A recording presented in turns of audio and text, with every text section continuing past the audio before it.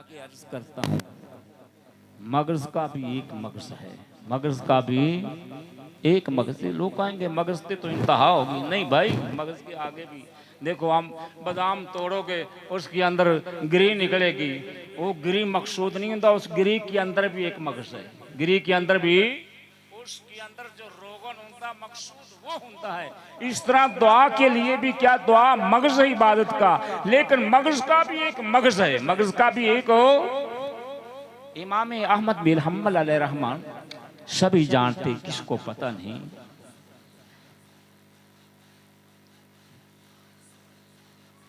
एक जमात के वो इमाम है, फिका हम्बली के रहनुमा हैं, और आपसे किसी ने सवाल किया माहौल इखलास, तवज्जो चाहता हूँ, माहौल इखलास, इखलास क्या है, हमें इखलास के बारे में बताओ। मैं मगज की, जो मगज है उसकी बात कर रहा हूँ, उसकी तरफ ले जाना चाहता हूँ। वो फरमाया, उसने दुआ किया माहौल इखलास, इखलास क्या है, हमें इखलास के बारे बताओ, इखलास है क्या है। आपने फरमाया बेटा माओ वल इखलास अल इखलास वल खल्लास फी आफातिल आमाल, फी आफातिल अमाल। फरमाया तेरी इबादत के अंदर जब इखलास आ जाएगा, जेड़ी इबादत इखलास के साथ की जाएगी, जेड़ी दुआ इखलास के साथ की जाएगी, फरमाया वो अल्लाह की बारगाह कुछ में कबूल हो जाएगी, वो अल्लाह की बारगाह कुछ में।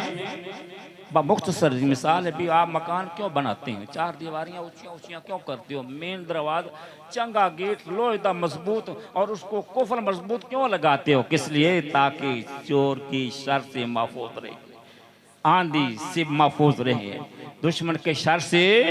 इसलिए आप बनाती हो ना मकान, मकान बनाओ, बनाने का बड़े शौक है, पर लेकिन मेरी करीम आका की अज़वाज मुतहरात उम्महातुल मोमिनीन की इतने ऊंचे बुलंद मकान सन, सरकार हाथ उठा करते सन तो साथ के साथ मर्स हो जाते थे, मर्स हो, ठीक है। बहरहाल मकान इसलिए बनाते हैं ताकि हम हलाकत से, भाई अखलास उसको कहते हैं, अखलास उसको कहते हैं।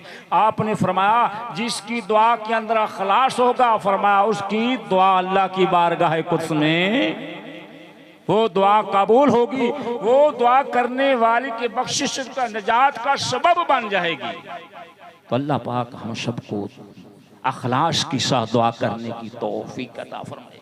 जिन लोगों के अंदर अखलास होता ना, उनकी कफियात कुछ और होती, सुन रहे हैं, उनकी कफियात क्यों, इखलास क्या, उसका ताल्लुक खुदा के साथ है, दुनिया के साथ है ही नहीं। दुनिया के साथ हमारे ये कैसी मिसाल होती, भाई फलाना तो हमारे जनाना की जनाजे के साथ मिला है, हम जाएंगे, फलाना जनाजे के साथ नहीं मिला, हम नहीं जाएंगे, या हमारे साथ अफसोस करने आए, हम क्यों जाएंगे। जिसके अंदर इखलास होगा वो इस बात को नहीं देखेगा। अगर कोई नहीं आया, अगर कोई नहीं आया, अगर इसके अंदर खलास है, ये खुद उसके साथ अफसोस करने जाएगा खुदा की रजा के लिए। खुदा की अखलास जो होता है, दिल के अंदर जो कदूरत होती है, जो अनाद होती है, ये जो दर्द मैल होती है, उसको दूर हो। एक छोटी सी मिसाल देता हूँ, उसके बाद एक थोड़ी बात करके मैं इशारा समझ गया हूँ। इमाम हुसैन रज़ी अल्लाह तआला अन्हु और इमाम हनफिया, आप छोटे भाई हैं हजरत अली रज़ी अल्लाह तआला अन्हु की औलाद में से, बैठे इमाम हनफिया पे कोई ऐसी बात हो गई जो इमाम हुसैन के मिजाज के खिलाफ थी। आप चले गए, जो उस मजलिस के अंदर बैठे थे वो इमाम हनफिया को कहने लगे, अब इमाम हुसैन आपके पास हो नहीं आएगा, क्योंकि उनका हमने मिजाज देख लिया, उनका मिजाज। फरमाया ये कैसे हो सकता है, ये कैसे हो सकता है इमाम हुसैन हमारे पास ना हो। कहने लगे नहीं आएगा। फरमाया अगर वो आ जाएं तो फिर। कहने लगे हम देख लेते हैं। आपने छोटा सा रुक्का लिखा, उस रुक्के पर क्या लिखा, ये लिखा, इमाम साहब आप नस्ब के लिहाज से भी इमाम से आला हैं, फजीलत के लिहाज से भी आला हैं। हमें एक निस्बत अली की है, आपको दो निस्बतें हैं, अली की भी निस्बत है, दुख्तरे रसूल फातिमा ज़हरा की भी है।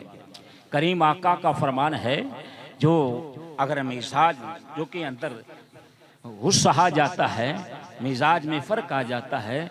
जेड़ा पहले हाथ बढ़ाता है वो क़यामत वाले दिन जन्नत में पहले जाएगा, क़यामत वाले दिन जन्नत में पहले जाएगा। मैं चाहता हूँ, मैं आपसे छोटा हूँ, नस्ब के लिहाज से भी कम हूँ, आप मुझसे बड़े हैं। दिल तो मेरा चाहता था मैं आपकी दहलीज पर आता, आपसे मिन्नत करता, आपसे मादरत करता, लेकिन नाना है मुस्तफ़ा करीम आका की वो हदीस पाक ने मुझको रोक रखा है। मैं ये चाहता हूँ, आप नस्ब के लिहाज से भी आला हैं, मकाम के लिहाज से भी आला हैं, आप अगर मेरे पास आ जाएंगे तो जन्नत में सबसे पहले आप जाएंगे, पीछे पीछे मैं आपके जाऊंगा, आपके पीछे पीछे जाऊंगा। इमाम हुसैन के पास जब वो रुका पहुंचा ना, तो आपने वो रुका पढ़कर फौरी इमाम हनफिया के पास आए। आपने फरमाया, लोगों देखो, अगर गुफ्तगू में रंजिश आ जाती है, हमारे दिलों को अल्लाह ने गुस्सा से मुस्तफ़ा रखा है, नाना मुस्तफ़ा के दीन के साथ मुंसलिक कर दी जाए। बात यह है, अगर ऐसी बात होगी है, अगर ऐसी बात होगी, दिलों के अंदर अखलास होता है, वो ऐसी बात को पल्ले बांधते नहीं, वो करीम आका की उस हसन को पेश नजर रख के जिंदगी बसर करती है। मैंने आपके सामने अर्ज की कि दुआ दो रब्बाकुम, अपने रब से दुआ करो, अपने रब से। आज हम किस लिए बैठे हैं? इन बच्चों ने जो एहतमाम किया है, इसका एहतमाम करने का सबब क्या है? इनकी वालदा मोहतरमा, इनके वालिद ग्रामी, इनके ताया अब्दुल हक साहब जी जो इंतकाल कर गए हैं, और इनकी वालदा मोहतरमा की वारसात से दूसरी अम्मा हाकम बीबी, उनकी रोकी हुई साले सवाब क्या जाएगा जी। हम इसलिए यही सबब है ना हमारे आंदा, और तो नहीं दुआ करने का।